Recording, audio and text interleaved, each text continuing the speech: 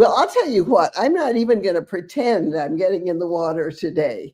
The temperature is like minus 20. Even in the Pacific Northwest, we're running at about 10 or 15 degrees. So what I suggest is that we get in the house, huddle all together with hot chocolate, and do something different. Oh, I'm Dorothy Wilhelm, and this is Swimming Upstream Radio Show. Now, what we're going to do today, I think, is look for some good words. And the reason is, haven't you noticed lately that everybody sits around and watches television or listens to the radio and they say, well, I just don't even know what to say. I'm speechless. Well, let's look at some words that have consoled us, strengthened us, helped us to move ahead in our lifetime. And of course, even though it seems as if I'm never going to quit talking, I really can't do this all myself. And so I have asked my dear friend, Bill Lewis, who doesn't mind talking quite a bit. Hey, Bill. And of course, you know Bill as the President Madison often, as Toastmaster General. Is that what do you do with the Toastmasters in 5 words or less? Officially, I am past district governor. So I used to be a big muck-de-muck, and now yeah. You're not even a muckety-muck? I am a retired muckety-muck. Oh, that's kind of terrible. And we have, isn't this wonderful? They are mowing the lawn directly below our window. Is that fun? Well, things are getting done. But I was thinking, dear Bill, that you and I had been lucky enough to do a lot of talking to a lot of people and to have people talk to us. And a lot of the words that we hear stay with us. And the way things are now in the world, it's good to have some comforting words to go back to. Like my father used to say, sometimes you just have to say, cuss it all. And he was a Texan. That was it. Sometimes that'll do. Sometimes you need something more. Is there anything that comes to you that you've heard over the years that would really, that still strengthens you? Well, there is one thing, certainly as performing as James Madison, I study and everything he's done and written, and he is not a man for pithy sayings. You won't hear a lot of good quotes out of him in books. He's very intellectual, but the fundamental thing he did was reach out to other people. And so the quote that touches me is, if you want to make a difference in the world, talk to people you don't agree with. That's wonderful. And do you try to do that? I have virtually made a profession out of doing precisely that. Tell, when did it work and when didn't it? So I was deeply involved with 350.org, the climate change group. Mm-hmm. And when Hurricane Irma hit Florida in 2017, I went around saying, well, we've been talking big things. It's time for us to act. I'm going to rent an RV. Come with me. We'll borrow some power tools. We'll go down and we will make a difference. And I didn't get any takers. Really? So I went down by myself, and I got together with a group called Samaritan's Purse, which I had never heard of before. And we spent a week mucking out houses, and it was painful and horrid and smelly and gross. And we felt so wonderful. And pretty much everyone there was Republican. I'm the only person who didn't vote for Donald Trump in the whole group. And yet we could talk about serious things. We relied on each other when we're working. And so, I can talk to people who don't agree with me. And I think that's important. I think it is too. I like what you said, especially I belonged about the same time to a nonprofit group called Civitan, which was organized down in the South somewhere. And the idea of it was very much like what you're saying. This particular group was for singles, so I was recently widowed. And but the idea was that you didn't just get together and have coffee. You got together and did something. So it was a wonderful. I don't know why more groups don't do this, because it was a real win-win. Even if you didn't meet anybody, you got this thing done and you'd met interesting people. And that lasted for me about 3 years. And so I think the words are acted out rather than spoken. Yes, very much so. I know lots of people who talk real good, but when it's time to do something, they're not really there. Excuse me, as you can see, I recently had cataract surgery yesterday, and my eyes all weird. You look marvelous, darling. I've had it. You'll be great. Don't worry about a thing. It's going to be fine. So, but isn't it amazing that we can have all this? We can do and keep going and everything. My goodness gracious! In the natural world, I would be blind and dead by now. I have had blind and dead. I mean, that's bad. No, but it really is true. I have at least one thing going on, that I have to go to a clinic 2 hours away twice a week. But they can do something. So again, for all of us, and especially President Madison, poor fellow, there'd be no hope. They'd be able, you do what you can, but you can't do much. So. Do you find yourself thinking of the president, or have you moved on from him? Oh, well, I have, as you know, a couple of years ago, I moved to a small town in Idaho, and I have been rebuilding an old farmhouse. And so it's been preoccupying, but I've performed as Madison here for the Spokane Historical Society, and somewhere in the next couple of weeks, I will be performing or teaching. It's a performance and a teaching. And I love that. That's what I really. So, what do you know about President Madison? And I've kind of kept track of you over the years, but what do you know about him that you didn't know to start with, that we ought to know? Thinking, for instance, in view of the orange person. So. Madison, of course, was 5'4", 120 pounds. He blew away in a strong wind. He was very sickly, especially when he was younger. There were numerous times when people thought, he's dead. He's just going to die. And he ended up making it to 85. Which was old for them. Which was very old for them, yeah. And he outlived all of the major founders, except for Aaron Burr. Aaron Burr is the one the final founder. And Aaron Burr always thought highly of James Madison. He was sure that everybody else was thieves and bums and scallywags, but Madison is a good man. He's just a little bit confused. Well, what have you learned from all of that? And not only the president, but from those times that we might make a little use of today. Can you think of anything? The biggest thing, of course, is caring about people. I love this one quote. Back in the day, people would send notes to each other. They'd send out a servant. And so Margaret Bayard Smith, who is the very famous recorder of history back in the day, her husband was a congressman. Yes. She writes a note to Dolly saying, I'm coming over to the president's mansion. It wasn't the White House until Lincoln, I believe. I'm coming over to the president's mansion, but I have my kids with me. Would that be a problem? And Dolly sends a reply. And of course, we have all of these little pieces of paper that we stare at. And her reply was, well, we already have 20 here.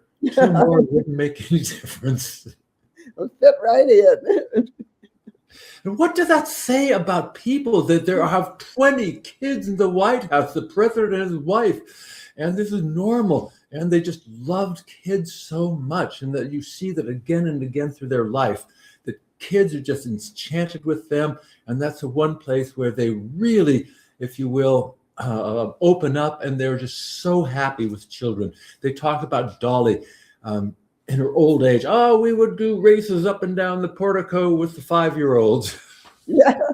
Well, it was two things, I think. One is, of course, everybody loved children, but see, the children didn't all grow up.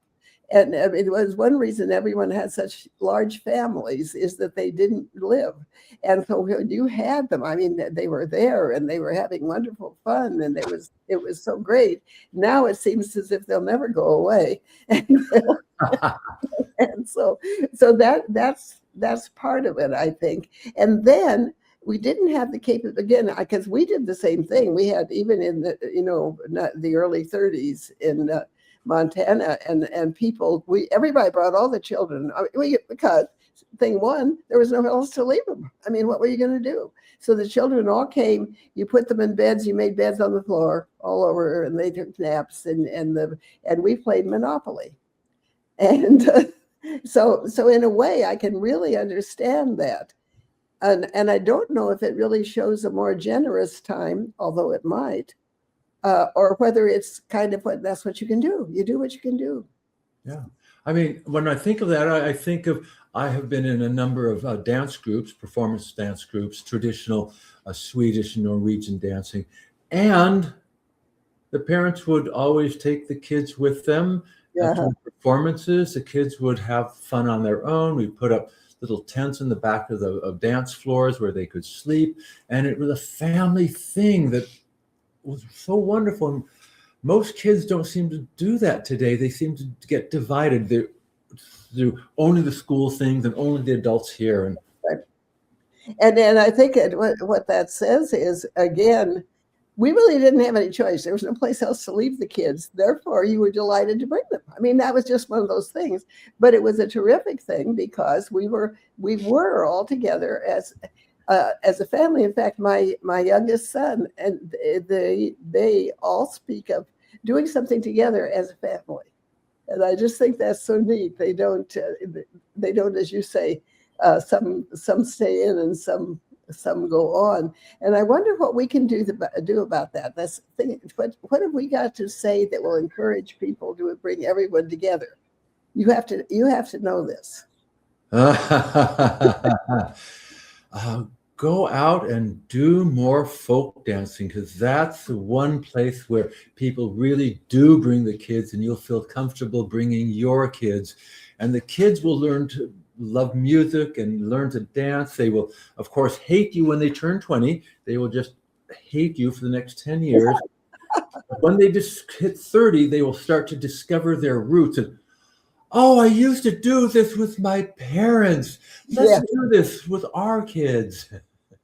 That is very true. That is very true. So that's good. We've got that. So far, we are remembering back to the Madisons and how they lit up the White House, literally, with all the guests and the children and all that kind of thing. And you had to bring candles then, you couldn't go without. So also, we know, because we've been around, that the more people this is, I think, something in which you're right, it really does get overlooked. The more people of different ages and different outlooks you can put together, the more likely you are to actually not only have fun, but learn something too.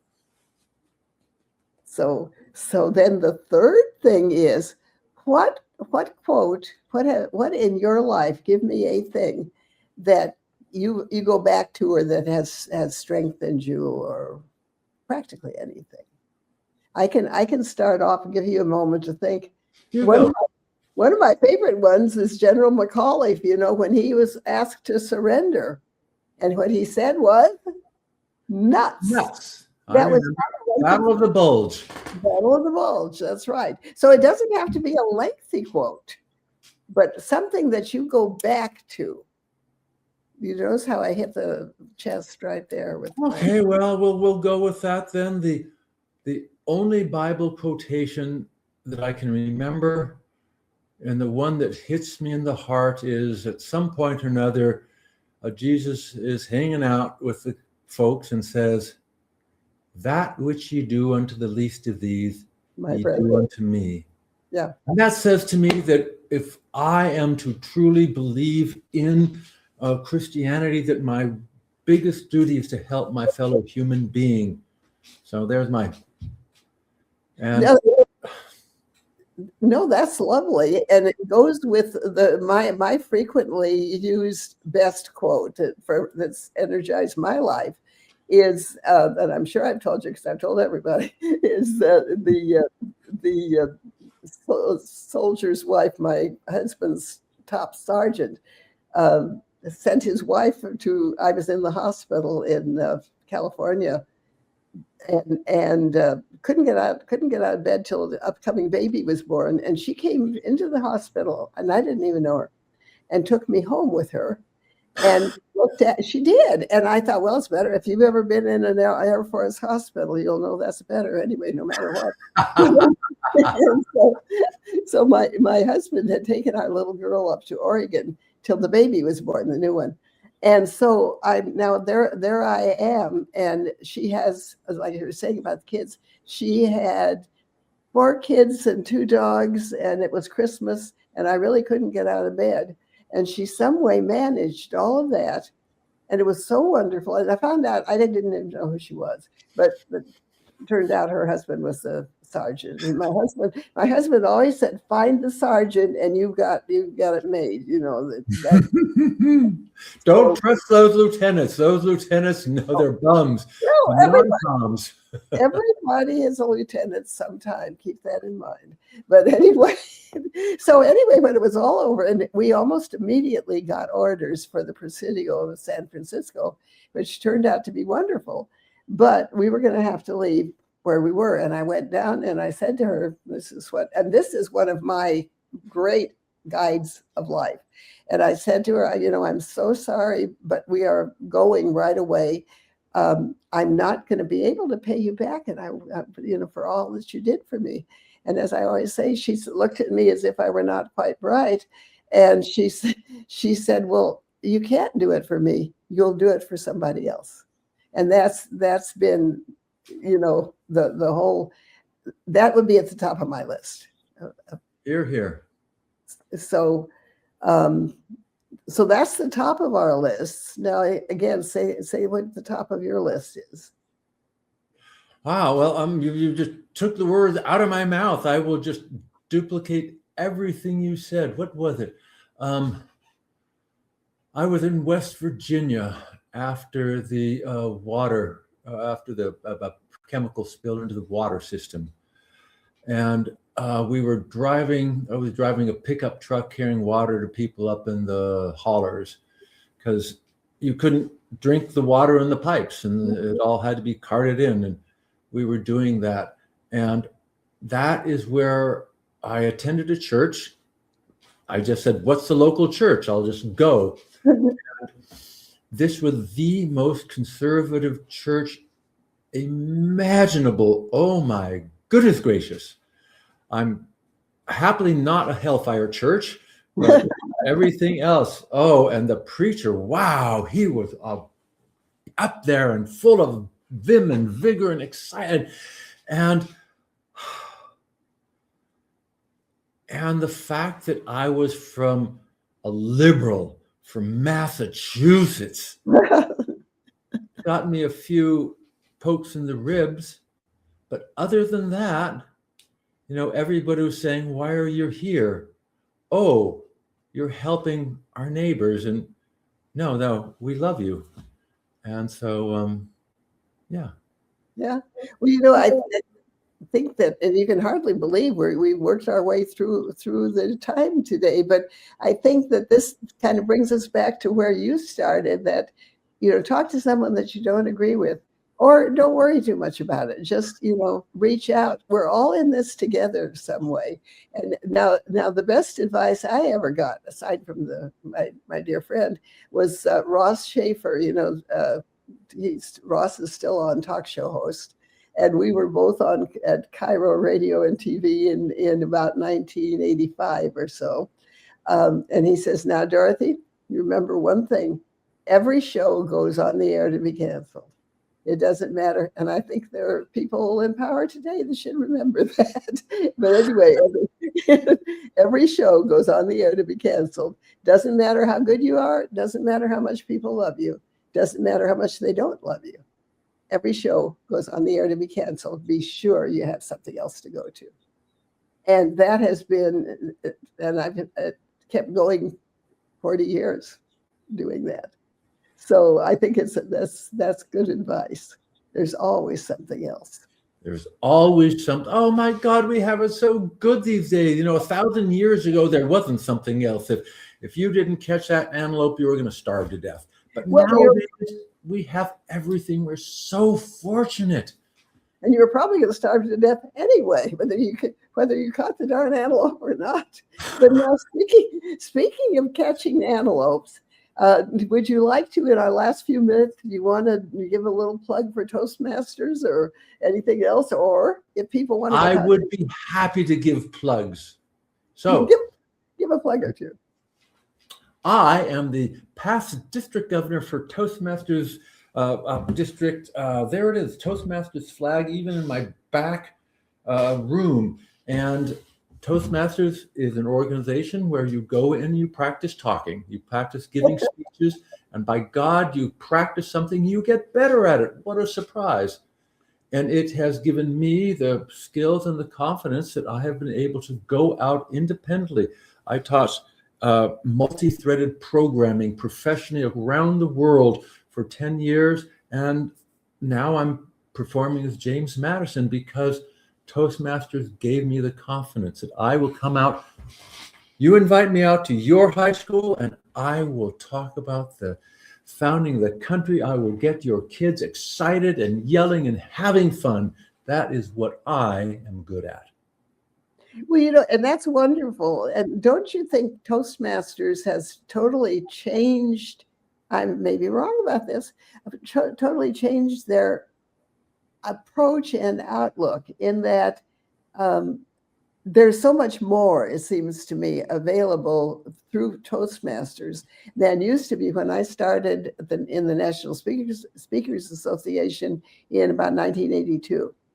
At that time, Toastmasters was just kind of you got together and toasted, but it wasn't.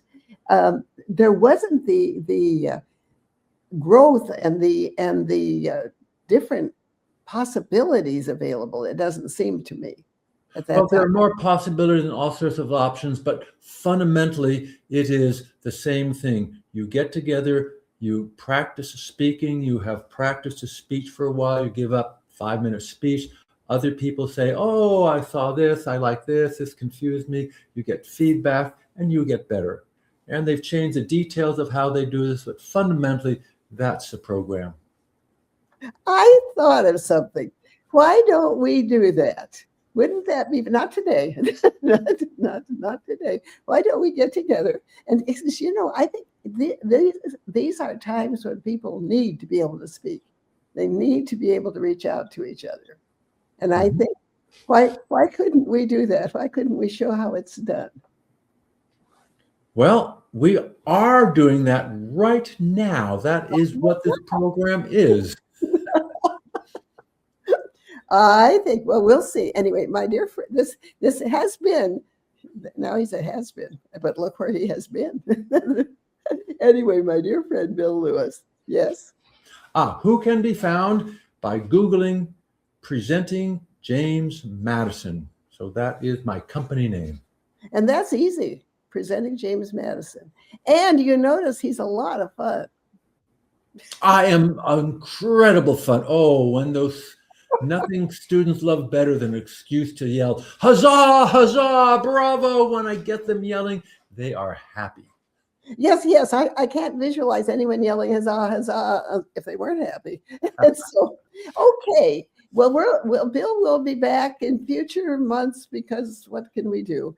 And he will have more surprises for us, and we will have a wonderful time together. But today was a great start for 2026, my dear friend. So we'll see you again soon. This has been the Swimming Upstream Radio Show, and I'm Dorothy Wilhelm. This is Bill Lewis. Jason Pauls is out there on the board, yes. And we're all going to have a happy day. So until next time, this is Dorothy. Bye now.